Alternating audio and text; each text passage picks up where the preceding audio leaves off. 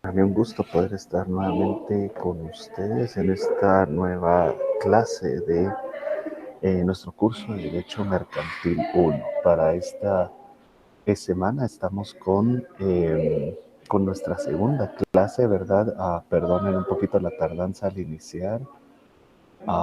Pensé que ya, perdón, pensé que ya estaba habilitado y que ya estaba emitiendo, pero no, pero ya estoy acá. Y para esta segunda semana tenemos una cátedra bastante interesante para la segunda semana y si ustedes me permiten ahorita voy a compartirles las diapositivas de esta clase. De hecho, en el grupo de Telegram las diapositivas ya están subidas, ya están compartidas, ¿verdad? Entonces si ustedes las pueden ver ahí. Eh, Pues sería excelente y si no, acá las vamos a compartir. Para esta segunda semana, nuestro tema es la relación del derecho mercantil con otras ramas del derecho y vamos a estudiar también lo relacionado a las fuentes del derecho mercantil. Así es de que vamos a iniciar con la clase el día de hoy. Recuerden que para em, para poder comunicarse conmigo y hacerme llegar las dudas que ustedes tengan respecto del contenido de la clase, pueden hacerlo a los medios de comunicación que les proporcioné la vez pasada. El número de teléfono 3120-0408 y al grupo de Telegram, ¿verdad? Que a través con ese número está, ¿verdad? De Derecho Mercantil.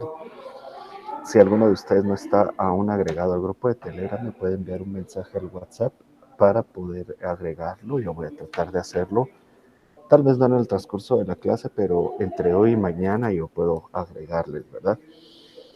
De esa cuenta entonces ya iniciamos con el curso y con el contenido de la presente clase. Como ustedes habrán podido ya estudiar, ustedes recordarán que por ejemplo, en el curso de introducción al derecho pudimos ver que el derecho es una ciencia social, una ciencia que se compone o que trata de estudiar un todo y que trata de tener un objetivo en particular.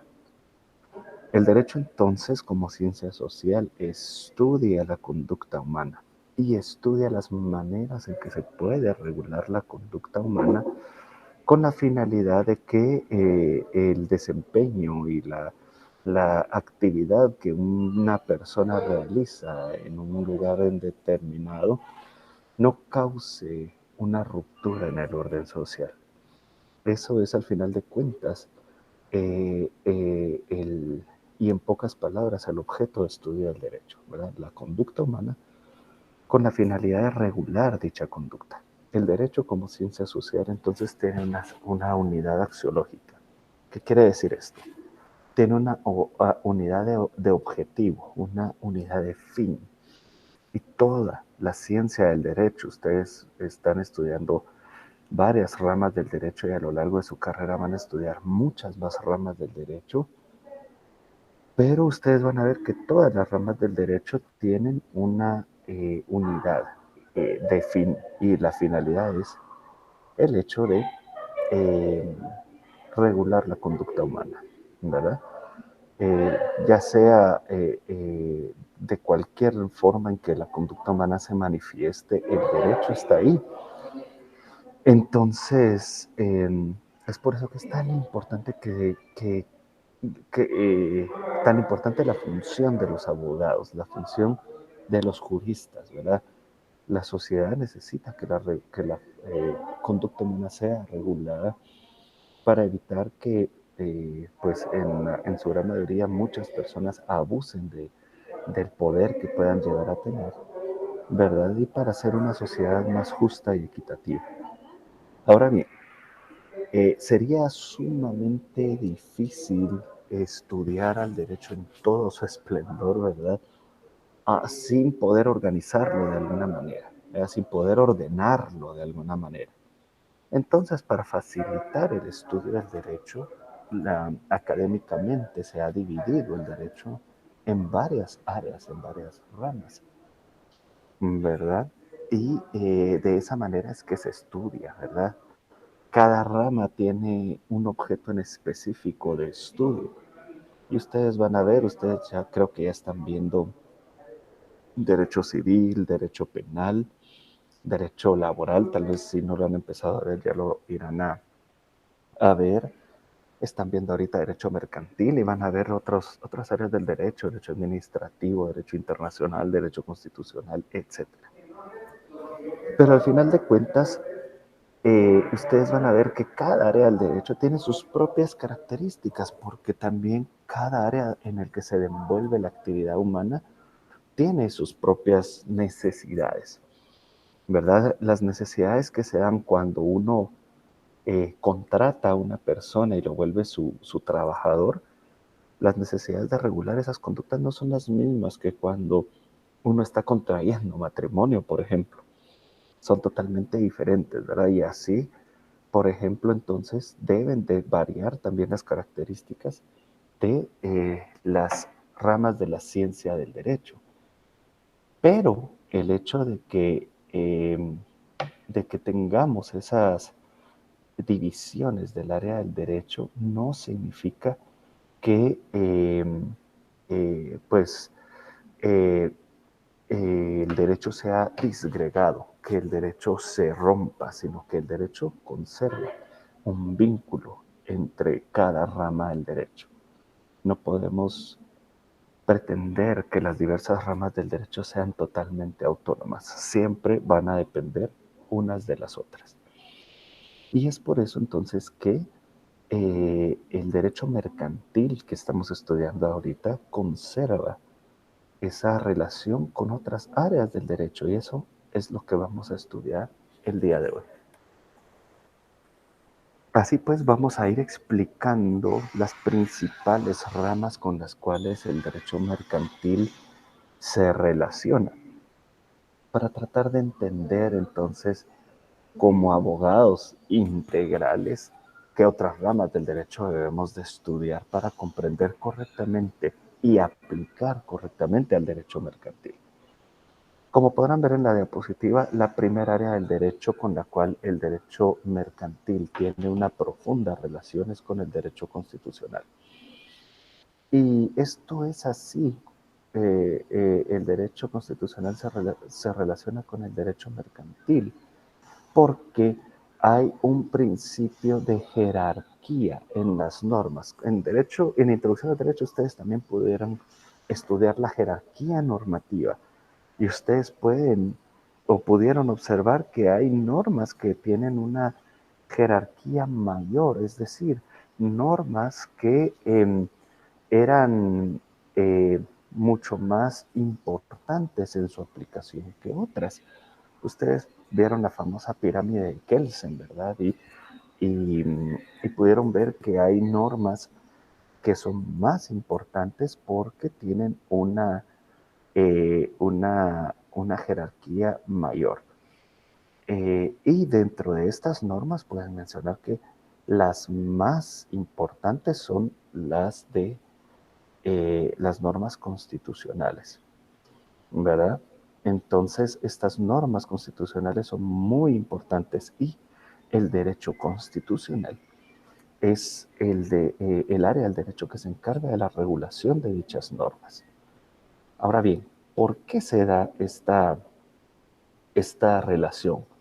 Ustedes podrán ver que la Constitución, y no solo la guatemalteca, sino la de todos los demás estados, tiene una previsión llamada doctrinariamente jerarquía constitucional. En Guatemala, este principio de jerarquía constitucional está regulado en el artículo 204 de la Constitución Política de la República. No lo vamos a leer en clase, pero ustedes lo pueden leer en su casa, ¿verdad? Pero el artículo 204 de la Constitución nos dice que la Constitución prevalece sobre cualquier otra ley, o sea, las disposiciones de la Constitución van a prevalecer sobre cualquier otra ley. De manera que estas leyes, o sea, las demás leyes, no pueden contradecir lo que dice la Constitución. Y es más, nos dice que si en algún momento una ley llegara a contradecir lo que la Constitución regula, esta ley es declarada o será nula, ipso iure, que quiere decir de pleno derecho. Ni siquiera hay necesidad de llevar ningún tipo de proceso constitucional, ni siquiera es necesario hacerlo valer ante ninguna autoridad. Simplemente con que la ley tenga una previsión diferente a la Constitución, la hace nula de pleno derecho. Entonces, este principio de jerarquía constitucional garantiza que no haya leyes que vayan en contra de los principios constitucionales. Y eh, eh, y entonces las leyes menores o leyes comunes deben de supeditarse a la Constitución. Y entre estas leyes comunes está el Código de Comercio y las demás leyes mercantiles. Hago un paréntesis, me estaban escribiendo a través de WhatsApp y me decían que no se escuchaba mucho lo que estoy diciendo. Ok.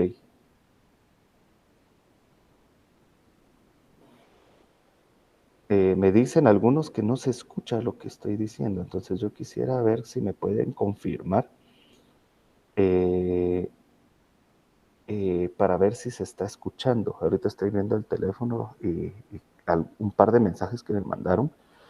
Quisiera que me confirmaran. Ah, por la mascarilla. Bueno, pero lo malo es que estoy en un lugar público. Hoy no estoy en casa, ando en un lugar público y no puedo quitarme la mascarilla, ¿verdad? Entonces, por eso es de que eh, no, que la tengo puesta.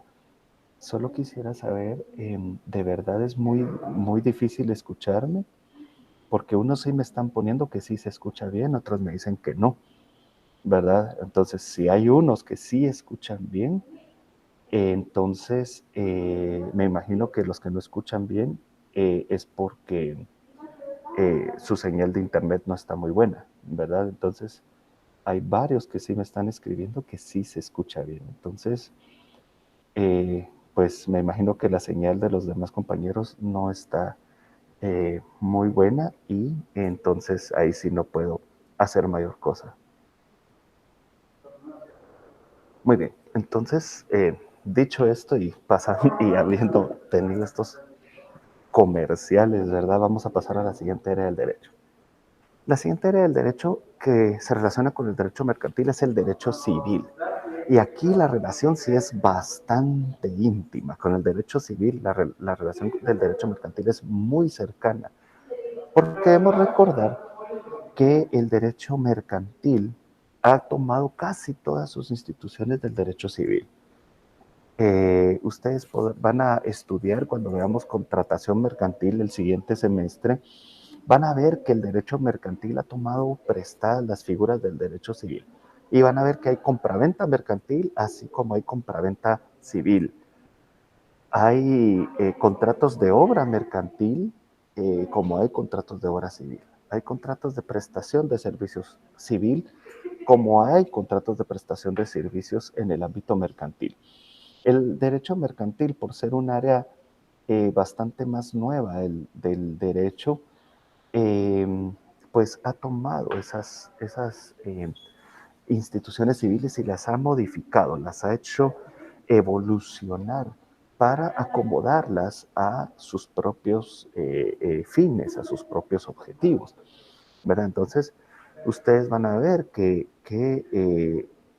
estas unas y otras instituciones se diferencian en algunas cosas, por ejemplo, en el contenido de la negociación, que en los civiles, pues, de las relaciones entre personas y en lo mercantil, el contenido de la negociación es el comercio, ¿verdad?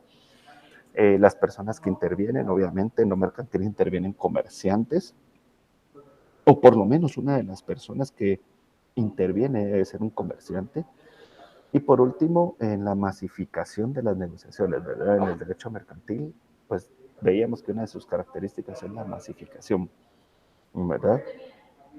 Tan es así la relación del derecho mercantil con el derecho civil, que el artículo 694 del Código de Comercio, tampoco lo vamos a leer, lo ponemos como un ejemplo, permite que cuando alguna situación no esté prevista en el Código de Comercio, entonces se aplique supletoriamente lo que diga el Código Civil. Tan es así la relación que hay entre uno y otro, que dijeron los legisladores, bueno, es muy parecido el derecho civil al derecho mercantil, entonces si algo no lo pensamos y no lo previmos aquí, bueno, que se vayan a ver cómo el Código Civil regula esas situaciones y que apliquen la regulación del Código Civil. No va a haber ningún problema, porque ambas se mueven dentro de la misma área del derecho, que es el derecho privado.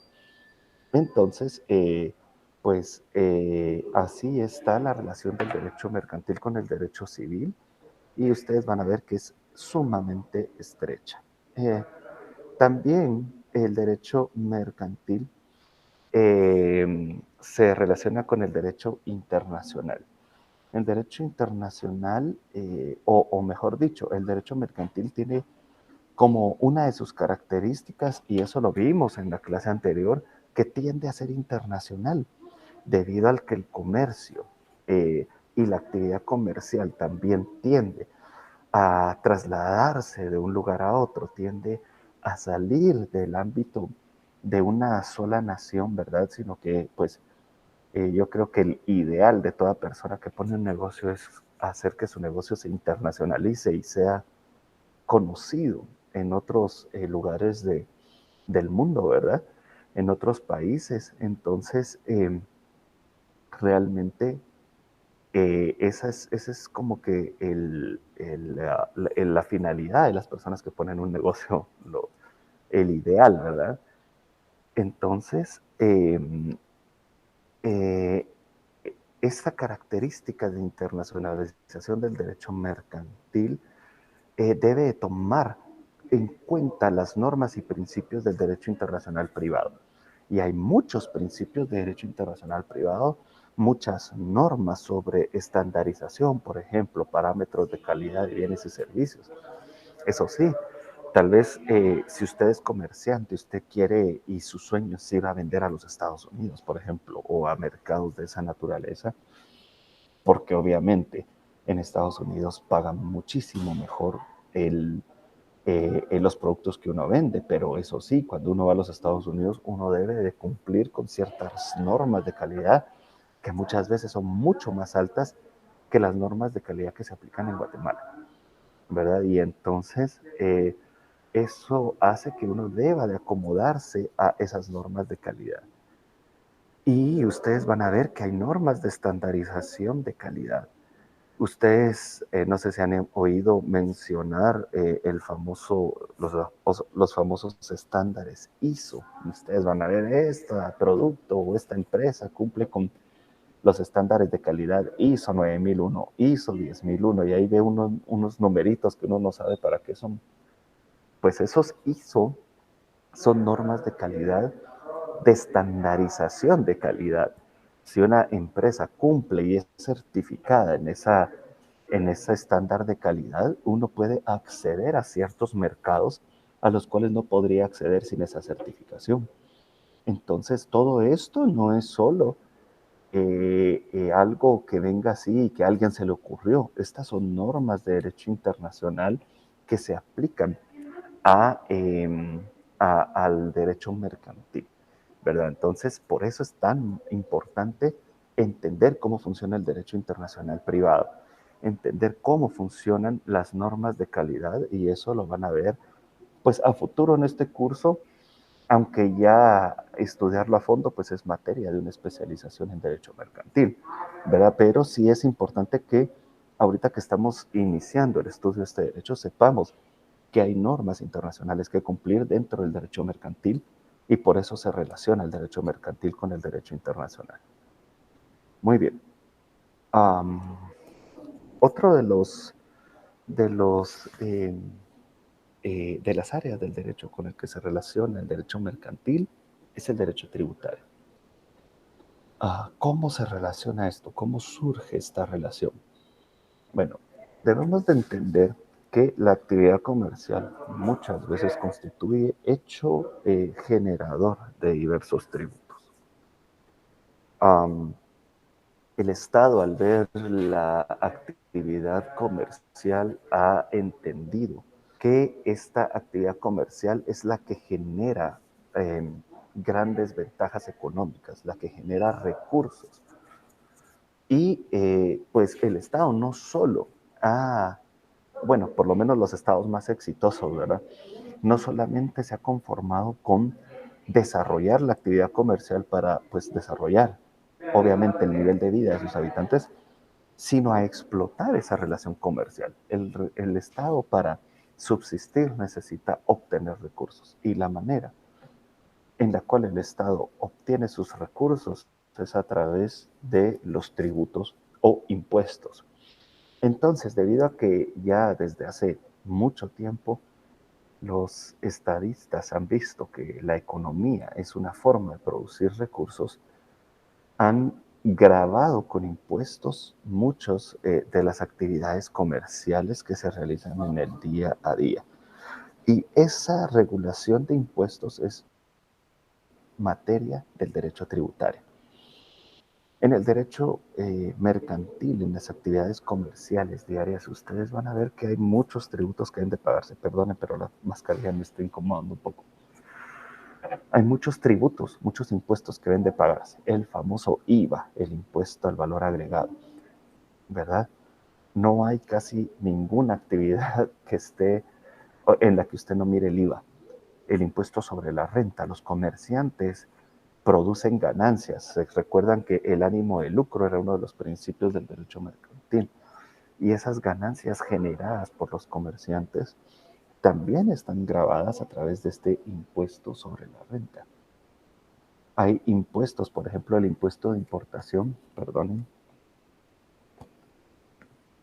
el impuesto de importación, aquellas personas que se dedican a traer productos de otro país, ¿verdad? Esos impuestos de importación son también regulados y son también materia del derecho tributario. El impuesto único sobre inmuebles, si usted se va a dedicar a construir, a vender casas, usted tiene que tomar en cuenta esto. Entonces, el derecho tributario es la rama del derecho que se encarga de regular lo relativo a todo lo que es impuestos, toda la carga impositiva que un país, que una persona, que un sector económico debe de pagar, está regulado por el derecho tributario. Y no solo los impuestos que se deben de cobrar, sino también cómo se va a hacer el pago. Si yo no pago esos impuestos, ¿qué pasa?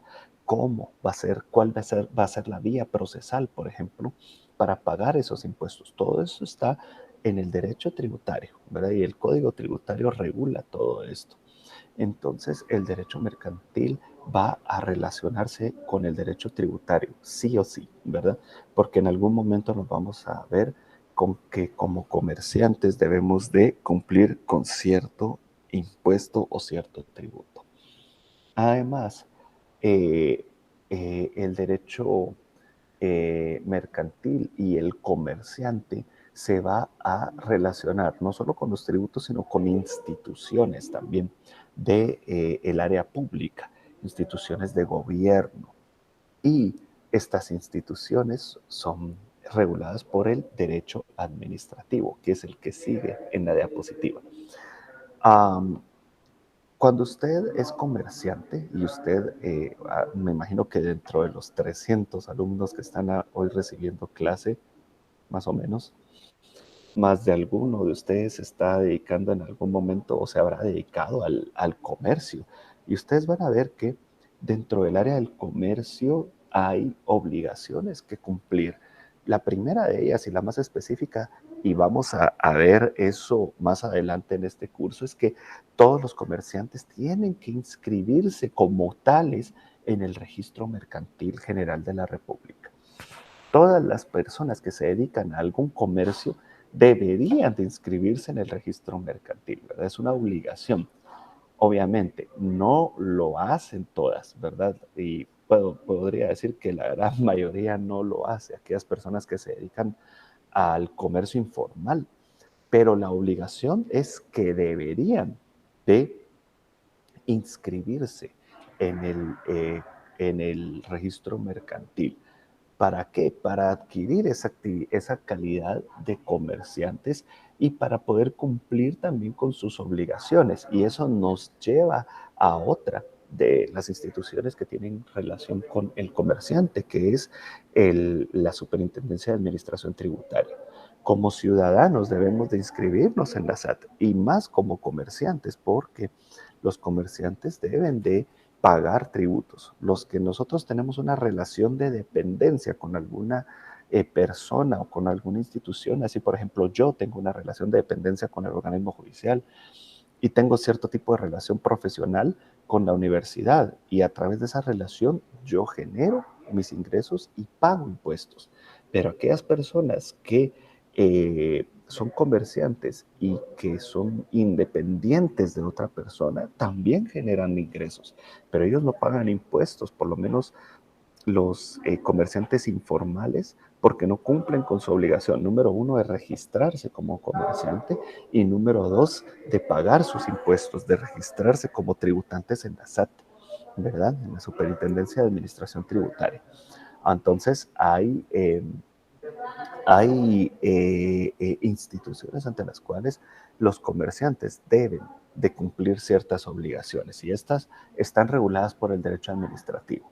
Hay una ley que regula el funcionamiento de la SAT, hay una ley que regula el funcionamiento del Registro Mercantil General de la República y otras instituciones con las cuales pueda tener relación un comerciante, ¿verdad?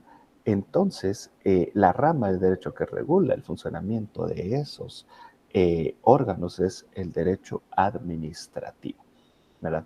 Hay que hacer una diferencia, espero que quede bien claro. El derecho tributario que vimos anteriormente regula los tributos, regula los impuestos.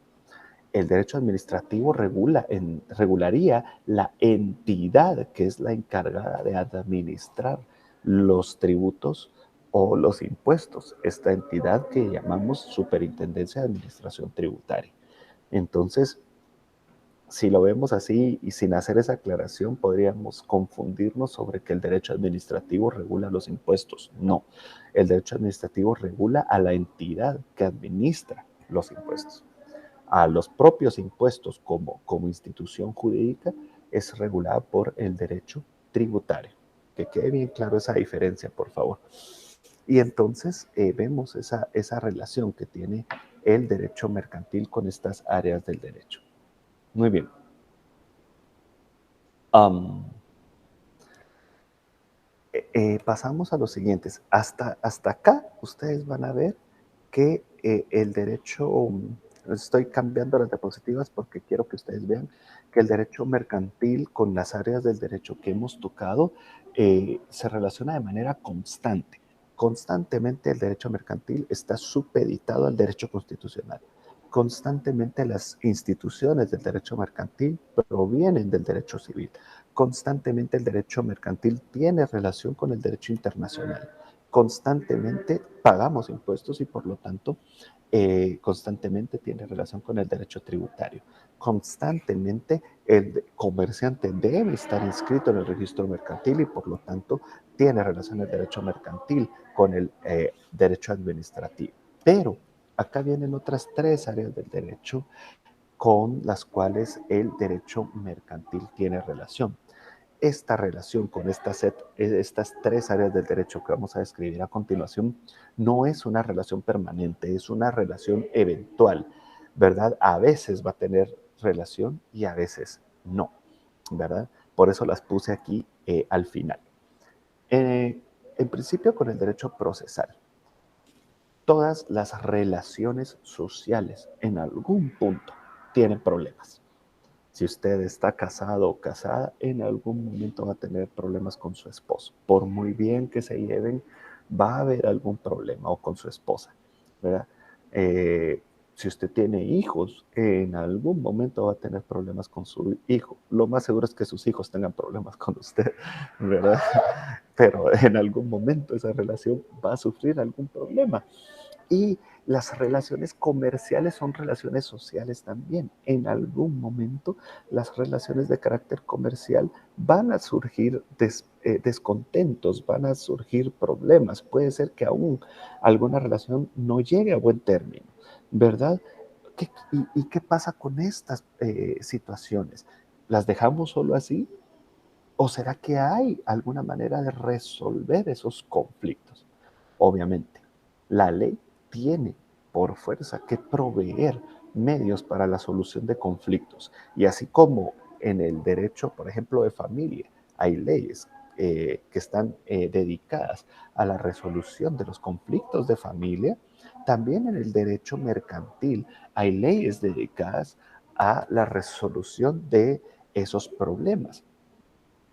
Esas leyes eh, se, se enmarcan o se dedican a darnos los procedimientos a través de los cuales se van a resolver los problemas que surjan en el ámbito comercial.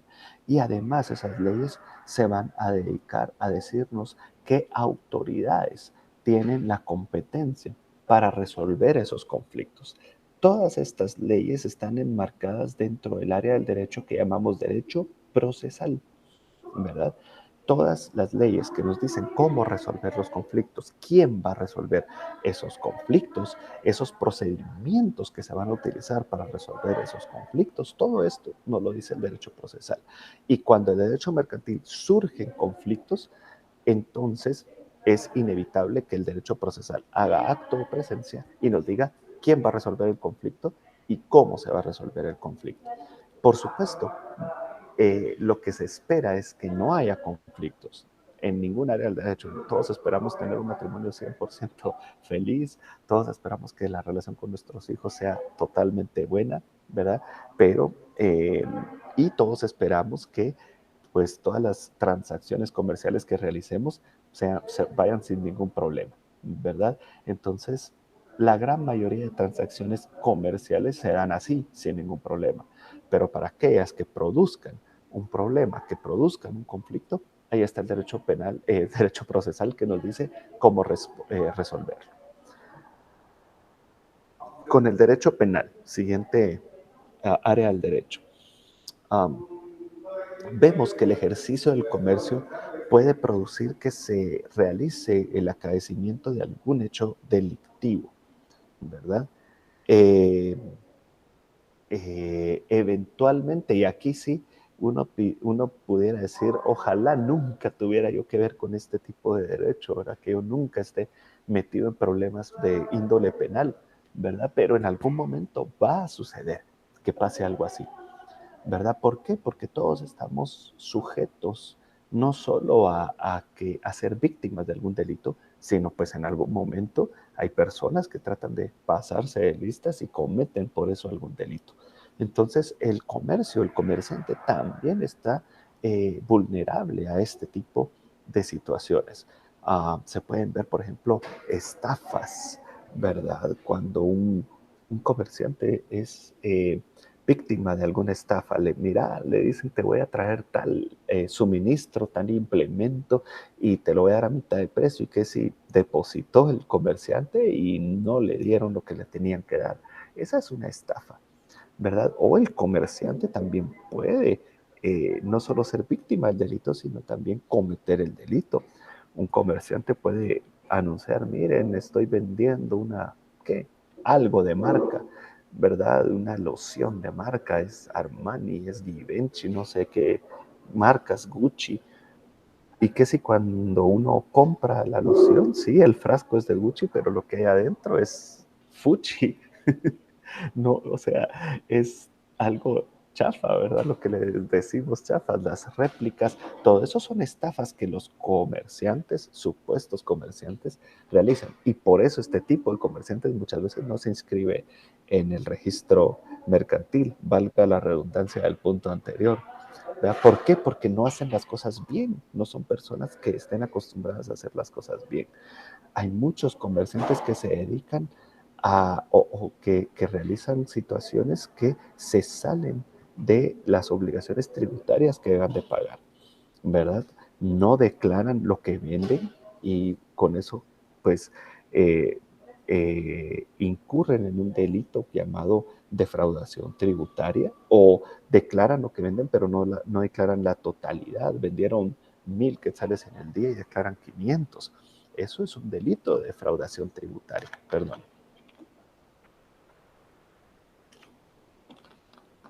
Otros comerciantes también contrabandean, ¿verdad? Compran sus suministros sin declararlo al gobierno, ¿verdad? Eso es un delito de contrabando. Mire, voy a traer, ¿qué? Productos de México y no los voy a declarar. No voy a pagar el impuesto de importación de México. Eso es un delito de contrabando. Mire, eh, voy a comprar gasolina robada, ¿verdad? Y la voy a distribuir en mi gasolinera. Sí, usted como comerciante va a tener los mejores precios del mercado en gasolina, pero porque es gasolina robada. Y eso obviamente destruye la igualdad que debe haber entre comerciantes. Por eso es sancionado esto como un delito, ¿verdad? Entonces ya vemos que el comerciante puede ser víctima de un delito o puede ser que también el comerciante cometa un delito. En cualquiera de los dos casos, la comisión del delito o el resarcimiento que se puede hacer a las víctimas de un delito está regulado todo esto por el derecho penal. Y es ahí donde el derecho mercantil eventualmente pueda tener una relación con este tipo de derecho, ¿verdad? Como les digo, ojalá nunca como comerciantes tuviéramos que tener esta relación, pero en algún momento puede ser que haya, ¿verdad? Por eso es eventual esa relación. Y por último, con el derecho laboral. Y ahí sí, con este derecho, ojalá todos los comerciantes tuvieran relación. ¿Por qué? Porque hay veces que bueno, cuando uno pone un negocio, uno no se queda con la intención de poner un negocio y que se quede ahí para toda la vida, sino que lo que uno quisiera con un negocio es hacerlo crecer y crecer y crecer de manera que se expanda, porque entre más grande el negocio, más grandes las ganancias, ¿verdad?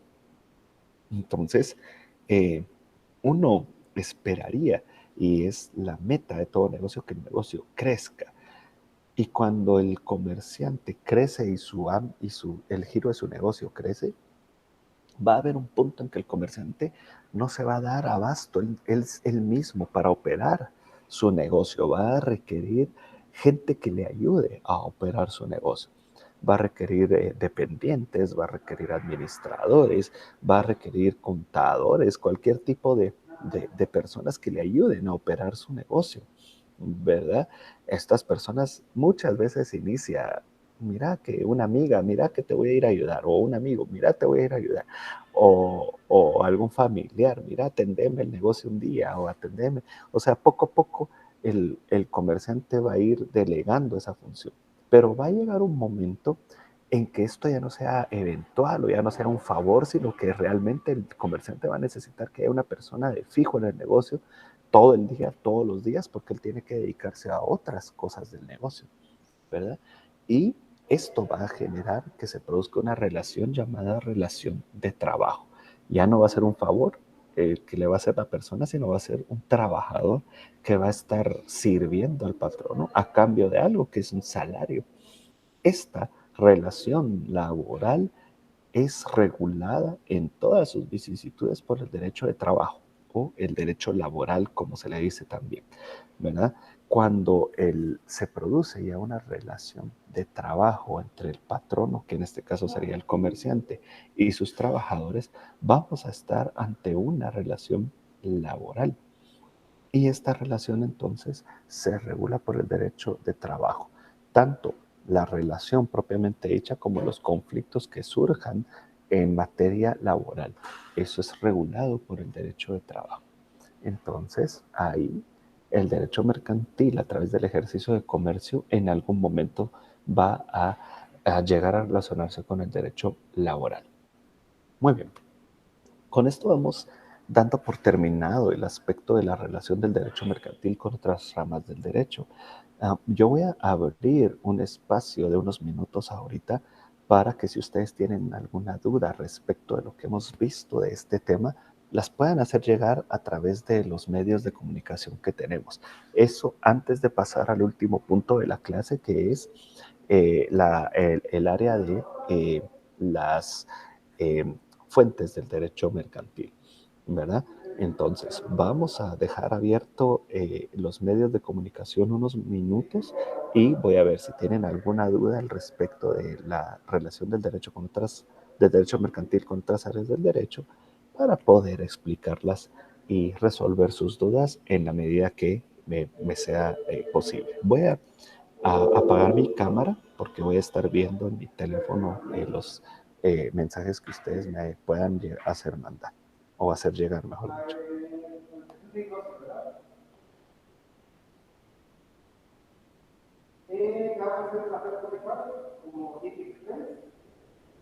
Gracias porque muchos me pusieron ahí si se escuchaba o no se escuchaba.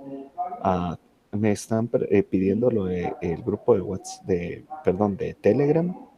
Ah, en el transcurso del día de hoy y de mañana yo voy a estar mandándoles los links de estos grupos.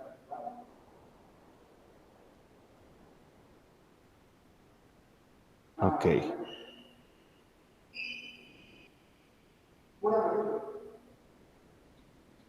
Alguien me pregunta algo de las fuentes reales.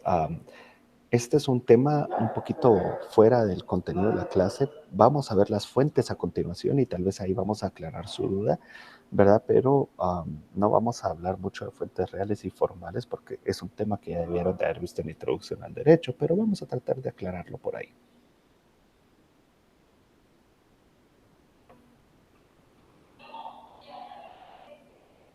A quienes me están pidiendo el link en el transcurso del día se los voy a hacer llegar.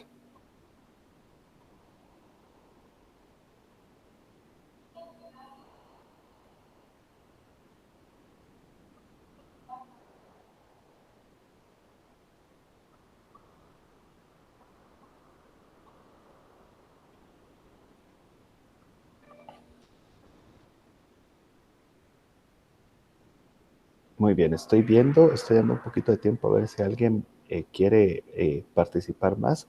Ya me hicieron la pregunta de las fuentes, ¿verdad? Lo vamos a aclarar ahorita en un momentito. Y vamos a ver esto. Muy bien. Alguien me hacía ver que la Constitución Política de la República contiene en el artículo 175 el principio de jerarquía constitucional. En eso tiene razón, el artículo 175 lo contiene y también el 204, ¿verdad? Usted, si usted quiere, puede leer también el artículo 204 y va a ver que también tiene total concordancia con el 175. Lo que sucede es que el principio de jerarquía constitucional está disgregado en varios artículos de la Constitución. Yo puse el 204 porque es un ejemplo del principio de jerarquía constitucional. Lo mismo puede ser el artículo 75 y el artículo 46 también, pero como no estamos estudiando a fondo el principio de jerarquía constitucional, sino que estamos dando solo un vistazo así superficial, entonces si nos pusiéramos a estudiar a fondo esto, pues primero es materia de derecho constitucional y luego nos llevamos una clase nada más viendo esto, ¿verdad? Pero sí, tiene usted razón, artículo 175, artículo 204 y artículo 46 pueden ver, si ustedes quieren profundizar en la Constitución Política de la República, pueden ver el principio de eh, jerarquía constitucional.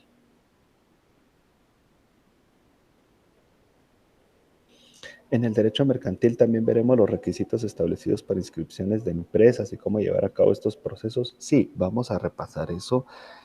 Vamos a ver una cuestión más teórica propiamente, ¿verdad? Pero sí voy a tratar de ver los requisitos del registro mercantil para la inscripción, ya sea de sociedades, de empresas, etcétera. ¿Verdad? Pero lo vamos a ver desde un punto de vista más teórico, porque en la práctica, pues uno va al registro mercantil y ahí le dicen los requisitos. ¿Sí? Muy bien. Ah, Lee, ¿qué requisitos debe cumplir los dueños de tiendas de barrio? Los mismos requisitos que todos los comerciantes, ¿verdad? De inscribirse en el registro mercantil, pagar sus impuestos, ¿verdad? El hecho de que sea una tienda de barrio no lo hace menos comerciante. Tan comerciante es el dueño de una tienda de barrio como lo es el dueño de Walmart.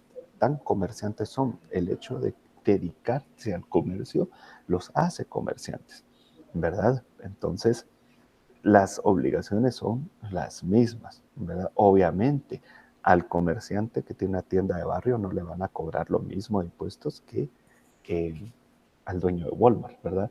Las obligaciones son eh, eh, proporcionales, pero son las mismas, ¿sí? Vamos a ver si hay alguna otra duda. Muy bien. Ah, Me piden bastante el grupo, el link del grupo de Telegram, yo se los voy a seguir mandando. Y miro que no hay, vamos a ver,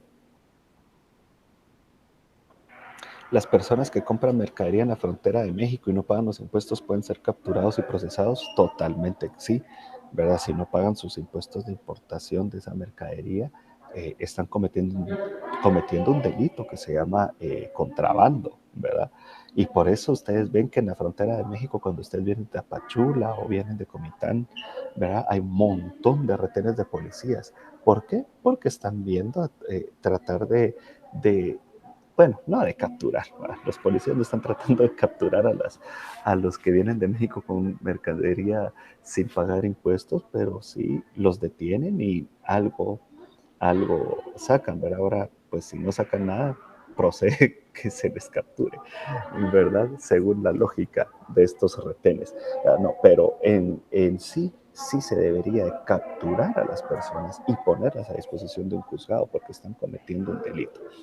¿Verdad? Y ustedes van a ver que dentro del área del derecho tributario hay un derecho aduanero que nos dice cómo pagar esos impuestos de importación y también que establece algunas exenciones de impuestos. O sea, si uno trae menos de cierta cantidad en mercadería, uno, esa cierta cantidad en dólares, ¿verdad? Uno puede estar exento de ese impuesto, pero eso no lo obliga a uno a la obligación de declarar esa mercadería. Lo ideal es que uno pase la SAT, ahí declare lo que uno trae y si es menos de lo que está exento, pues uno no paga impuesto, pero la SAT le extiende a uno un documento.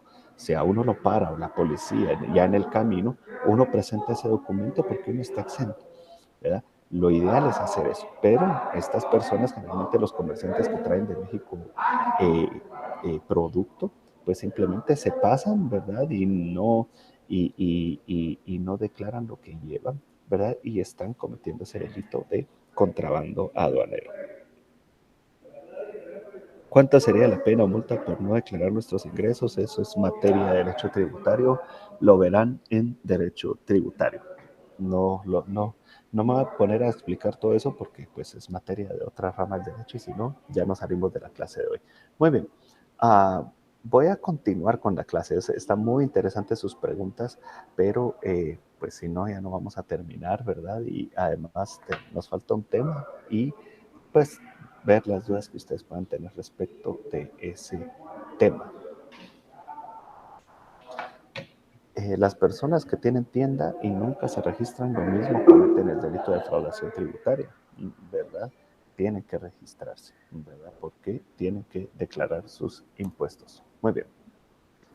Siguiente tema, fuentes del derecho mercantil. Y aquí vamos con el tema de las fuentes que me estaba preguntando alguien por ahí en WhatsApp, ¿verdad? Eh, Cuando ustedes vieron derecho o introducción al derecho, ahí se estudió supuestamente a profundidad lo relacionado a las fuentes del derecho.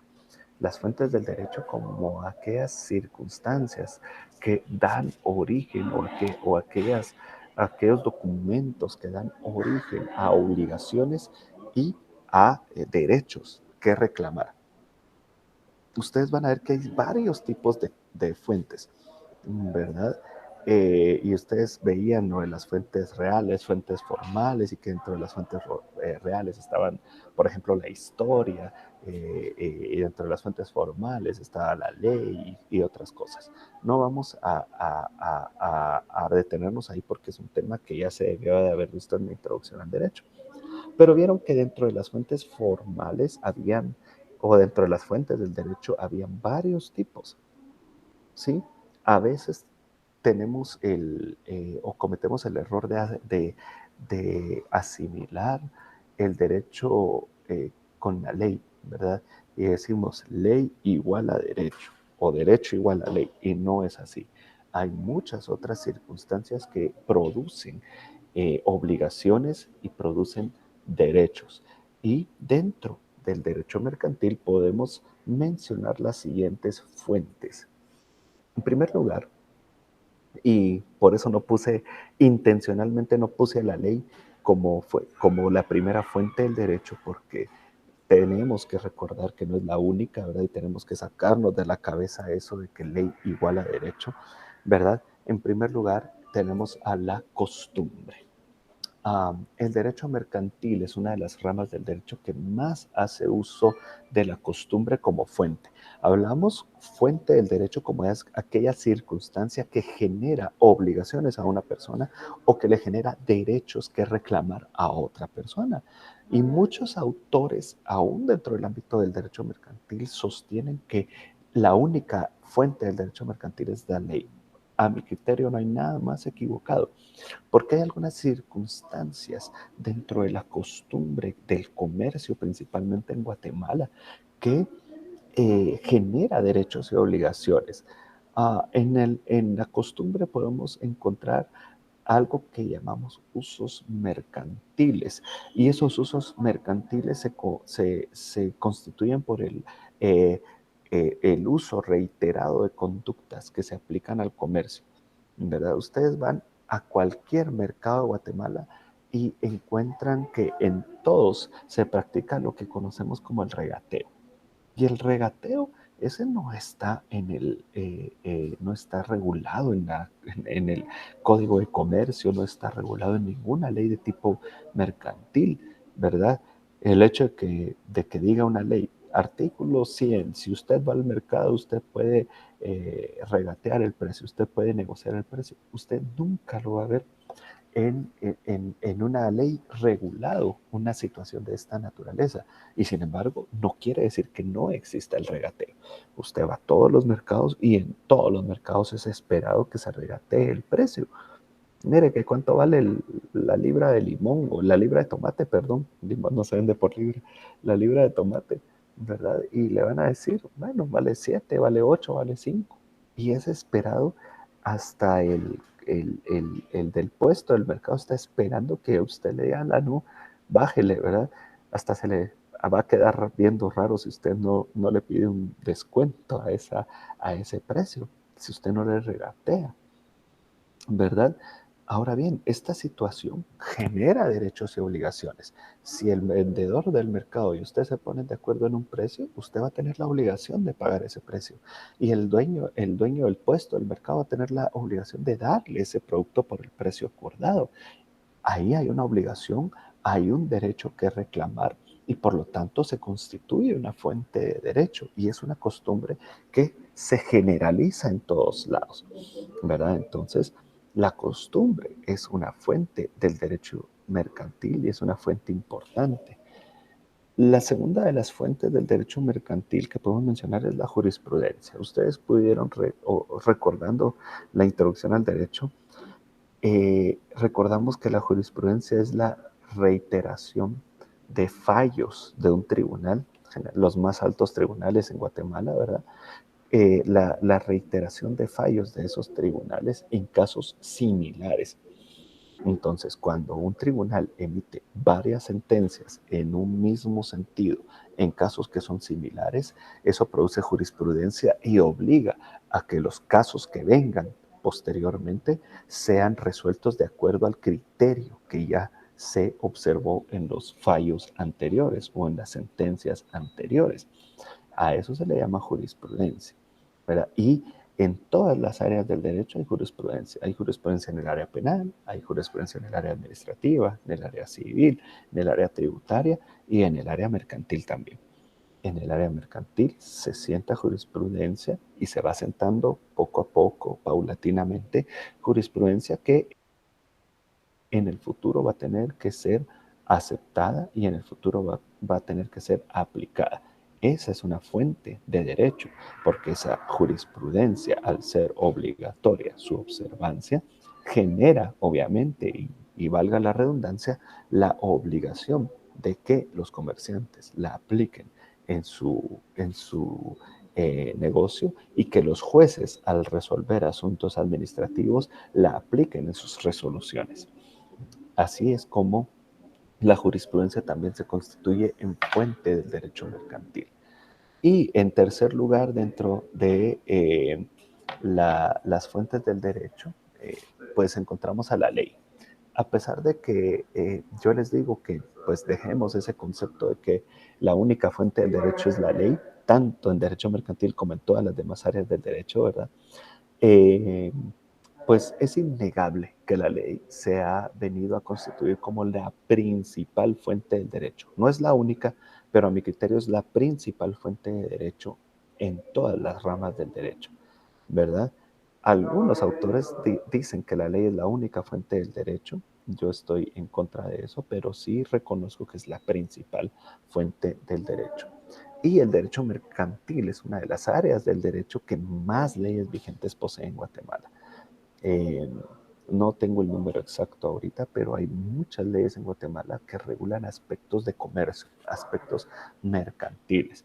Podemos mencionar, por ejemplo, el Código de Comercio, la Ley de Bancos y Grupos Financieros, la Ley de Propiedad Industrial, Ley de Derechos de Autor y Derechos Conexos. Hay muchas leyes mercantiles.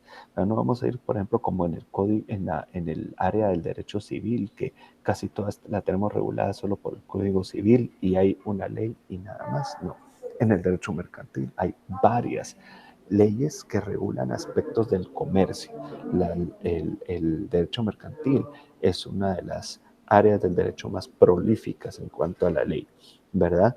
Y entonces eso hace que la ley sea pues la principal fuente del derecho en el derecho mercantil, ¿verdad? La siguiente de las fuentes del derecho es la doctrina.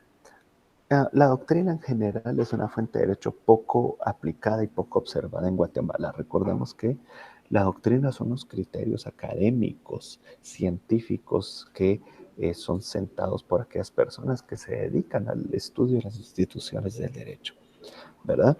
Y como tal es poco observada en Guatemala, principalmente porque casi no leemos doctrina, ¿verdad? Yo he visto doctrina aplicada solo por algunos jueces al momento de fundamentar sus fallos, pero eso sí, la doctrina nos ayuda a coadyuvar, nos ayuda a recalcar o a esclarecer el derecho, ¿verdad? A través de la doctrina nosotros podemos ampliar nuestro conocimiento de ciertas instituciones que están en la ley, nos ayuda a interpretar la ley, nos ayuda a interpretar las instituciones, nos ayuda a ampliar nuestra visión acerca de las diversas instituciones.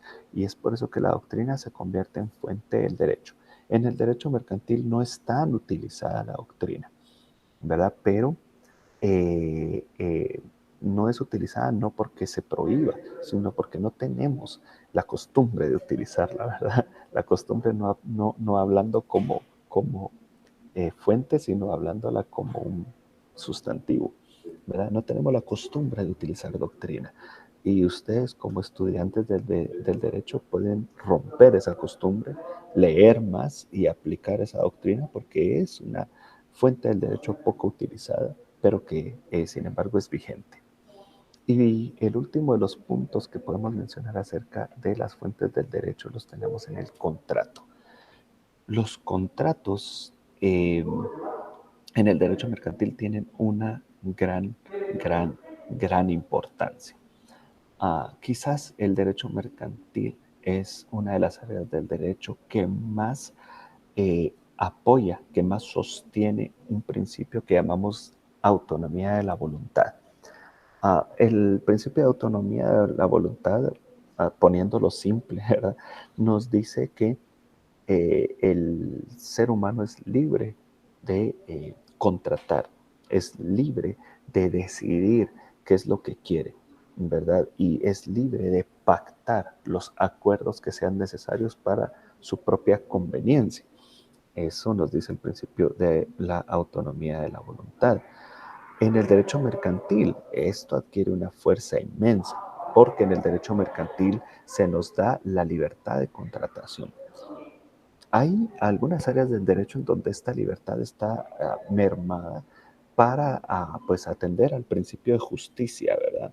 Por ejemplo, y sobre todo en derechos donde hay una clara diferencia económica principalmente entre las partes contratantes. Uno de estos ejemplos es el derecho laboral. En el derecho laboral no hay una libertad de contratación. Porque yo no puedo venir a decirle, mire, usted va a trabajar para mí, le pago 100 quetzales al mes, ¿verdad? Es prohibido eso en el derecho laboral. En el derecho laboral hay que respetar un salario mínimo, supuestamente, ¿verdad? Que está impuesto, ¿verdad? Y no podemos contratar por menos de ese salario mínimo. En derecho mercantil no.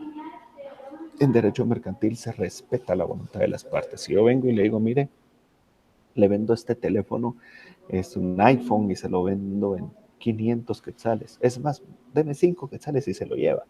El derecho mercantil es perfecto, ¿verdad? O sea, usted tiene la libertad de poder hacerlo y si usted lo quiere hacer, eh, pues lo puede hacer perfectamente y nadie le va a venir a decir nada. O si usted me dice, no, hombre, ¿cómo va a ser que usted me dé ese teléfono a ese precio? Yo aquí tengo 20,000 quetzales y le doy los 20,000 quetzales por su teléfono. Órale, está bueno, ¿verdad? Nadie le va a venir a decir a usted, ah, ese leak lo está estafando. No, porque hay libertad de contratación en el ámbito mercantil. Usted puede hacer lo que quiera, obviamente dentro del ámbito de que el objeto del contrato sea lícito, ¿verdad? Pero puede tener esa fuerza legal, su voluntad tan grande en el derecho mercantil que hay libertad de que usted contrate en las condiciones en que usted quiera. Y por eso el contrato es tan importante en el derecho mercantil, porque ahí se plasma la voluntad de las partes, la voluntad que las partes dan en el proceso de negociación dentro del comercio. Entonces, por eso en el derecho mercantil también van a ver que un semestre casi completo van a ver los contratos mercantiles, porque tal es la importancia que tiene el contrato como fuente del derecho mercantil. Muy bien, con esto entonces vamos vamos dando por terminado el contenido de la clase del día de hoy. Para la siguiente semana, yo les dije desde la semana pasada que iban a tener que adquirir una ley, ¿verdad? Y para la siguiente semana ustedes es importante que ya adquiramos el código de comercio y la pequeña tarea va a ser que ustedes lean los artículos del 1 al 13 de dicho código. Leer los artículos del 1 al 13 del código de comercio, sobre estos artículos va a ir eh, sustentada nuestra clase. Uh, Y con esto pues damos por terminado el contenido de la clase del día de hoy. Yo voy a dejar en pantalla algunas preguntas que les pueden servir a ustedes para reafirmar el contenido de la siguiente clase, de la presente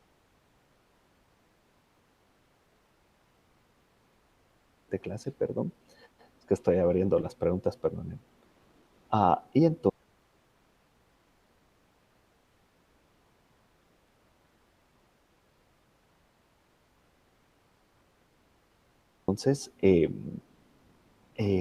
las voy a dejar en pantalla y voy a dejar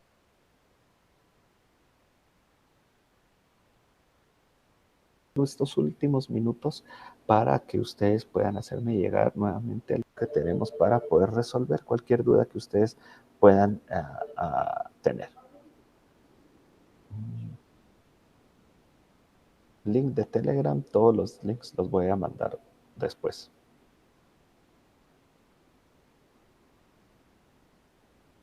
Alguien me preguntaba lo de, en relación, las ventas de verduras deben de estar inscritas. Si usted ejerce una actividad comercial, aunque sea vender chicles en la esquina de algún lado, esa es una actividad comercial.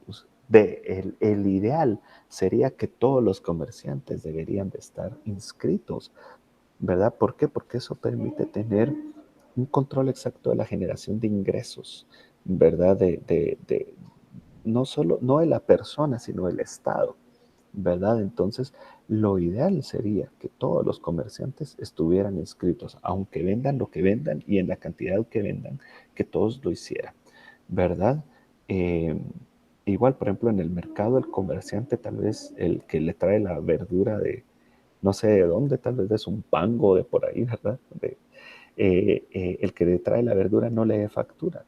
Eso no quiere decir que él no tenga la obligación de inscribirse. Lo que pasa es de que nosotros normalizamos situaciones que no deberían de ser normales. Vemos un montón de niños manejando tuk-tuk, ¿verdad? De niños de 12 años manejando tuk-tuk en los municipios de Guatemala y creemos que es normal, porque todo el mundo lo hace y no, no es normal.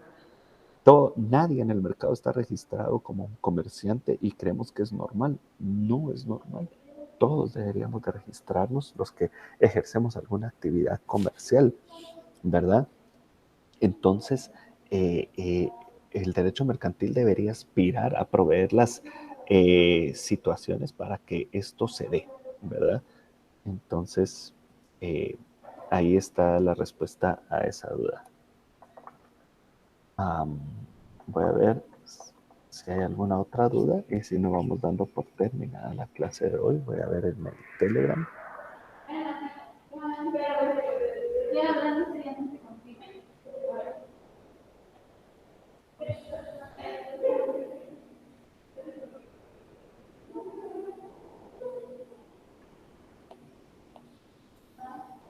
Alguien me puso ahí algo de que hay muchas empresas que son como que de cartón, que las hacen para evadir impuestos o para todo esto, ¿verdad? Y que si hay alguna entidad que la supervise por el fraude de evasiones.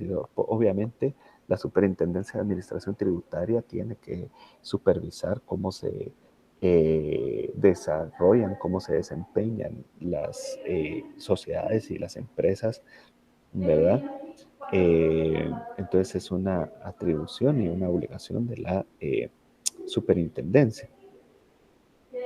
Y dice que se inscriben empresas que ni siquiera cuentan con inmuebles para operar. No es necesario que tenga un inmueble para operar una empresa, ¿verdad? Y es lo que mucha gente cree, que es tan difícil llegar a convertirse en comerciante porque me piden una casa, me piden... No es necesario, no es necesario, ¿verdad? A, a veces creemos que por el hecho de que una empresa no cuente con ciertas cosas que creemos que son necesarias, son para engañar a las personas y tampoco lo es. Obviamente es innegable que se han creado empresas para evadir impuestos, ¿verdad? Empresas para usos ilegítimos, pero eso ya no es culpa del derecho mercantil, ni es culpa del registro mercantil, es culpa de las personas que lo hacen, ¿verdad? Y pues eventualmente en algún momento van a ser perseguidas por la SAT, por el Ministerio Público y por todas las demás entidades que están creadas para esta finalidad. Muy bien.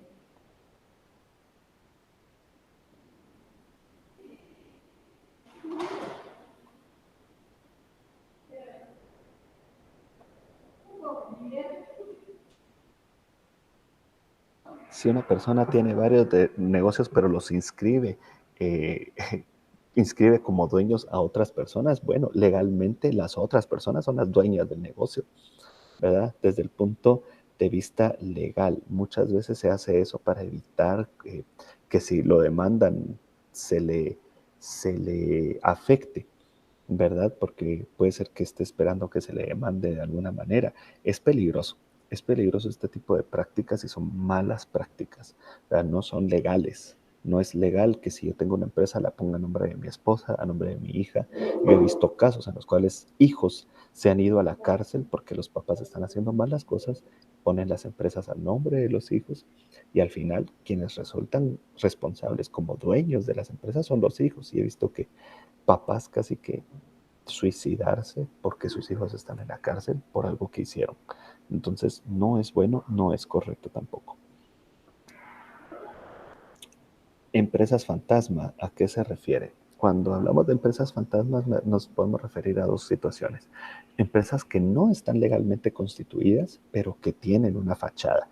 Puede tener usted una casa con una empresa, pero que no está inscrita. Esa es una empresa fantasma. O empresas que están constituidas, que están inscritas, pero que son dedicadas a otros fines que no son legales.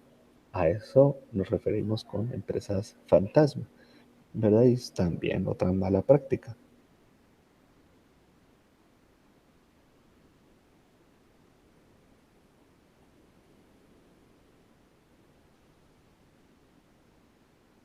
Alguien me pregunta algo de una empresa de exportación y de mantenimiento. No me entiendo bien su pregunta.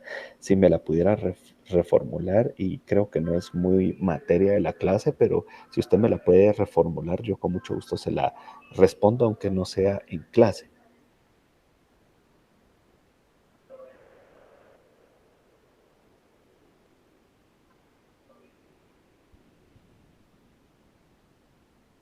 Muy bien. ¿Por qué no se detiene a las personas que venden en un mercado y no se han inscrito? Porque nadie ha tenido los pantalones de hacerlo, ¿verdad? Como les digo, en Guatemala normalizamos situaciones que no son normales. Y imagínense qué diría la gente, la opinión pública. Pobrecitos, los están deteniendo y son del mercado, ¿verdad? Ha- Han pasado casos que así sucede, ¿verdad? Entonces, nadie ha tenido los pantalones de pelear en contra de la opinión pública, ¿verdad? Es una situación que no es normal, que tampoco es buena, pero que es normalizada en nuestra sociedad. Muy bien. Con esto yo voy dando por terminado el contenido de la clase y les quiero dejar a disposición mi número para que ustedes puedan hacerme llegar sus dudas, sus comentarios en el futuro.